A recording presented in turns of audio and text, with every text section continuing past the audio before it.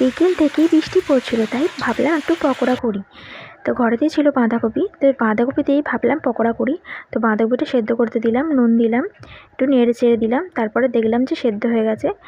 এদিকে নিয়েছি পেঁয়াজ কুচি, কাঁচা লঙ্কা কুচি, তারপরে একটা বাটির মধ্যে চাল গুঁড়ো, নুন, হলুদ গুঁড়ো, লঙ্কা গুঁড়ো দিয়ে দিলাম।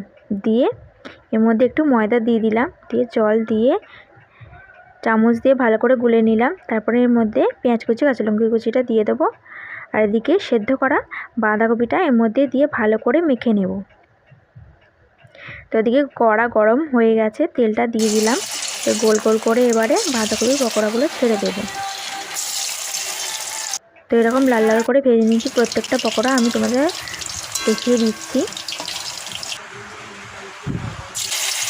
আর এই বৃষ্টির দিনে যদি এরকম পকোড়া না করি তাহলে কি ভালো লাগে বলো বন্ধুরা। পকোড়াটা অসাধারণ খেতে ছিল, হেভি ক্রিস্পি হয়েছিল। তোমরা কিন্তু অবশ্যই ঘরে বানিয়ে দেখো।